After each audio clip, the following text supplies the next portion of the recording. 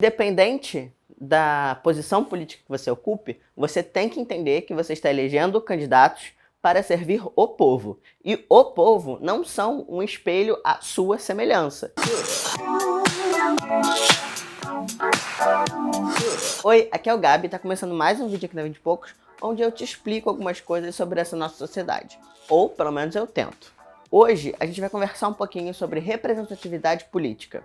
Acho que não é novidade para ninguém, ou talvez seja por conta do coronavírus. Esse ano a gente vai eleger nossos prefeitos, vereadores e, como sempre, a gente tem que pensar aí em quem que a gente vai votar, estudar sobre os candidatos e tudo isso que eu espero que você já saiba. É por isso que nesse vídeo eu queria falar algumas coisas que talvez abram um pouco a sua cabeça sobre os possíveis candidatos que você está avaliando e até de uma forma geral, não só para essa eleição, mas para sua vida mesmo. Eu queria muito que você que tem 20 e poucos anos, ou que está quase entrando aí nos 20 anos, prestasse muita atenção no que eu vou falar daqui pra frente.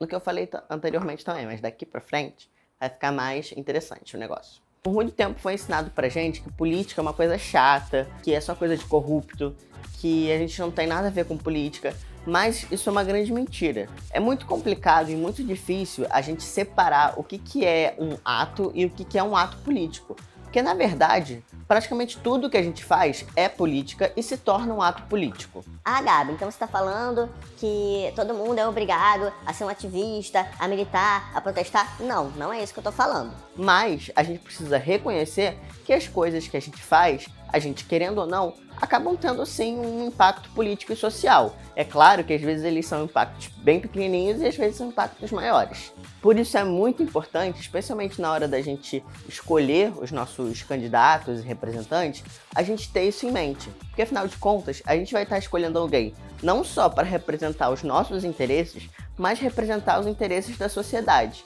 E aí entra também um outro exercício muito difícil, que é analisar o que é melhor para o povo e não o que é melhor para eu como indivíduo. E aí nessas horas é muito importante você pensar e analisar que tipo de privilégio você tem e que tipo de privilégio que você não tem.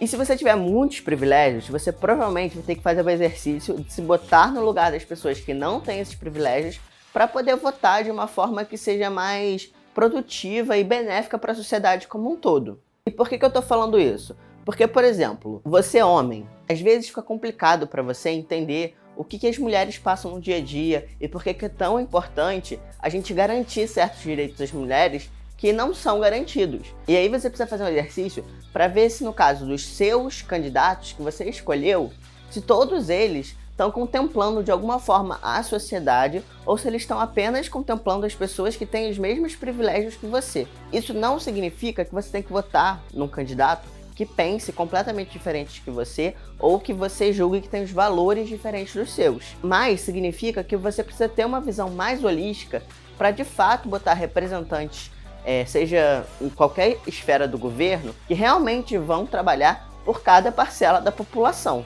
Ah, Gabi, isso significa que eu tenho que votar em vários partidos diferentes? Sim e não, isso vai de cada um. Mas se você, por exemplo, tem muita afinidade com um partido político específico, tenta ver dentro desse partido que você julga, que tem os mesmos valores que você, uma forma de representar todas as pessoas na sociedade. Se de repente você está votando em um monte de candidato que é homem, branco, padrão, talvez você deva repensar um pouco sobre aonde você está pegando e da onde você está ouvindo as críticas e as necessidades da sociedade mesmo. E um aviso aqui, eu não vou entrar no mérito de direita, de esquerda, porque esse vídeo não é sobre isso e também não adianta a gente entrar nessa discussão agora porque a sociedade já está muito polarizada. Independente da posição política que você ocupe, você tem que entender que você está elegendo candidatos para servir o povo. E o povo não são um espelho à sua semelhança, né? O povo ele é misto, ele é mesclado, ele é diverso. Então é legal que você procure que o seu grupo de candidatos, né, também seja assim. Para quê? Mas por que isso? Porque é muito importante a gente ter representatividade política. Porque quando a gente tem representatividade política, a gente de alguma forma garante que certos direitos sejam pensados e trabalhados e até garantidos. Já parou para analisar quantos representantes políticos negros a gente tem? Quantos representantes mulheres a gente tem? Quantos representantes deficientes a gente tem? Você tem que fazer esse exercício E pensar mesmo que quando você tá elegendo ali, né, os seus... Como é que é o nome?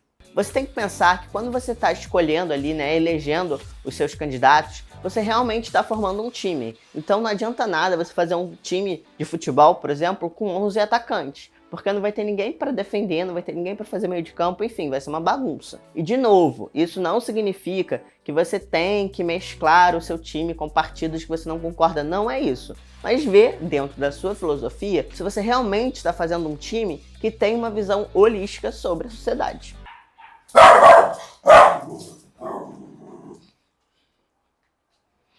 Pausa pro Potter fazer o showzinho dele, que é um showzinho. E uma coisa que pode ser polêmica, mas eu acho que acaba sendo verdade, que as pessoas menos privilegiadas são as que mais precisam de assistência do governo. Então, se você tem um monte de privilégio, tenta garantir que quem não tem os mesmos privilégios que você tenha pelo menos os mesmos acessos ou a chance de ter os mesmos acessos que você teve e tem. E galera, vamos parar com esse negócio que política não se discute, que política é muito difícil. Todo mundo faz algo político de alguma forma no seu dia a dia.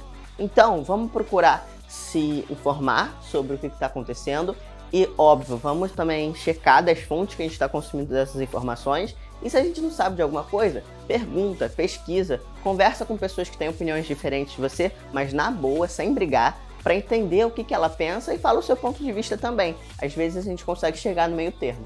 Espero que esse vídeo tenha agregado alguma coisa no seu dia. Não esquece de seguir a 20 e poucos nas redes sociais e deixa aqui nos comentários alguma coisa para complementar o que eu falei ou corrigir alguma coisa que eu falei. Enfim, vamos sempre tentar manter esse diálogo com vocês. Aqui é o Gabi e até o próximo vídeo. Tchau! Tchau! Tchau! Agora vamos fazer a thumb, mozinho.